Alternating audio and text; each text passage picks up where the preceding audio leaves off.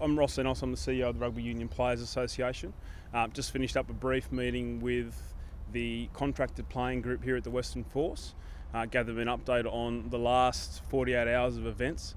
I guess I'd like to start by just saying that we are completely supportive of the appeal action taken by RugbyWA, and we strongly believe in the continuation of 5 professional Super Rugby teams as being in the best interests of rugby in Australia. Is there any confidence in the group given that the appeal was able to be heard today? I think that's certainly something that's given them a bit of a boost. From the vibe that we felt in the room, I think there was certainly an element of disappointment that yesterday's discussions were not more fruitful. But the fact that the Justice heard the case today so quickly, and the fact that he's committed to giving a decision within the next fortnight, I think is a really positive thing. What about the mental health of the players? How's that? Yeah, it's something we talk about a lot in sport, and often we talk about it through the lens of all the challenges that come with being a professional athlete, the scrutiny, the social media pressure. I think what's disappointing here is that we have a code self-inflicting this upon ourselves. The players are doing it tough, their families are doing it tough. The fact that this continues to drag on means that we've got issues around leases and childcare placements and much broader issues that most of us don't really ever think about. For their well-being, obviously we hope that this is wrapped up soon and there's a positive decision for rugby in Western Australia. But through the support that we're providing, as well as that the Western Force is providing, we're pretty confident that their well-being is being looked after. As united as they are, at what point do they have to start thinking about their own personal situations in terms of ongoing employment if the Force aren't here? Yeah, and that's a key consideration. I think the discussions that have emerged over the course of the last 24 hours about a potential alternative for the Western Force to continue if it's not in Super Rugby is something that I think is starting to give them a greater safety net and greater optimism that rugby will continue in some way, shape or form in Western Australia if it's not Super Rugby. That's allowing them, I think, to hopefully get their heads down and focus on the NRC. They do have a title to defend. They are very proud of that, and I think that at this point in time, the best place for them is obviously to continue to put their focus into that cause to see whether the Perth Spirit can go back to back. Can you just touch base a little bit? Obviously, you mentioned the prospect of another competition. I'm assuming you're meaning Twiggy's talk about starting his own international comp. Can you elaborate on that a little bit about, obviously still very early stages, but what's been tabled? Very early stages, and I don't have a huge amount of visibility over what the format of that competition would be.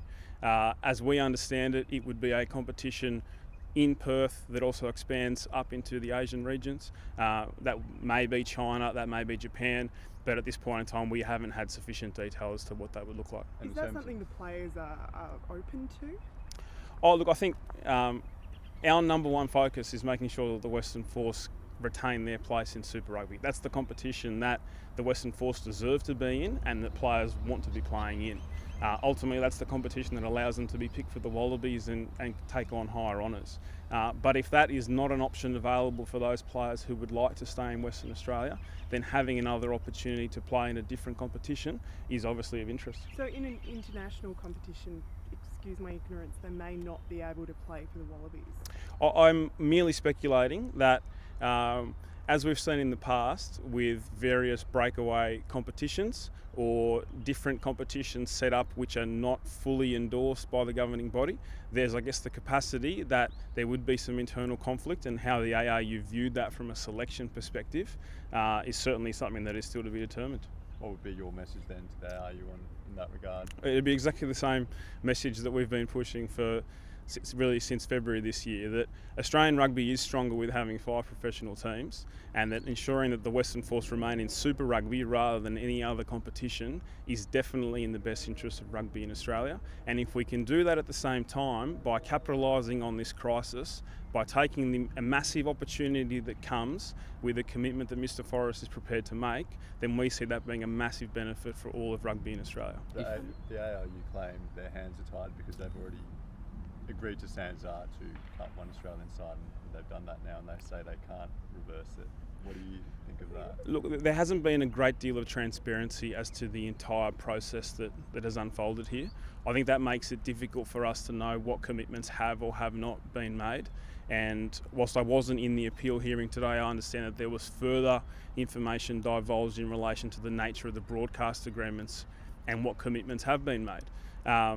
The ARU still has the capacity, in our view, based on our understanding, to revert to SANZAR with the position that we will retain all of our 5 teams. And clearly, if the Western Force is successful in winning the arbitration, that's exactly what they will be doing. Do you want the ARU to come out and just give more clarity on the situation? Because they've almost been silent since the initial announcement was handed down. Look, I think the ARU is doing their best to communicate the information that they feel that they can freely give.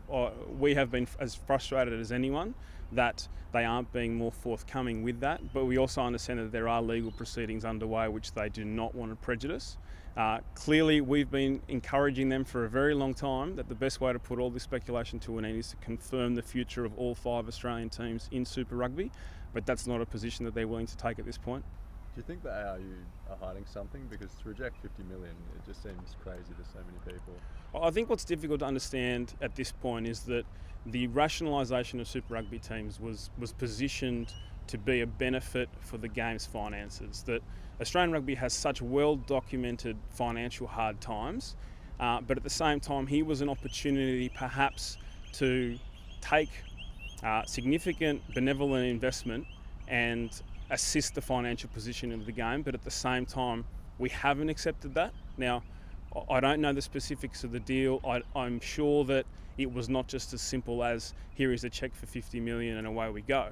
But given the scale of that potential investment and given the financial duress that the game is well publicised to be under, we would have liked to have seen some further discussion about it. And I think the fact that now we've turned our back on that potential investment really brings into question why indeed we are actually going down the path of cutting any Australian Super Rugby team, because clearly the finances of the game can support itself as it currently exists. The players are a 29% shareholder in the game. The broadcast deal has been confirmed that it will not increase by having less teams. Therefore, we don't see there being any material savings from a player payment or player related issues situation. So where the actual savings will come from cutting a team, we still are not clear.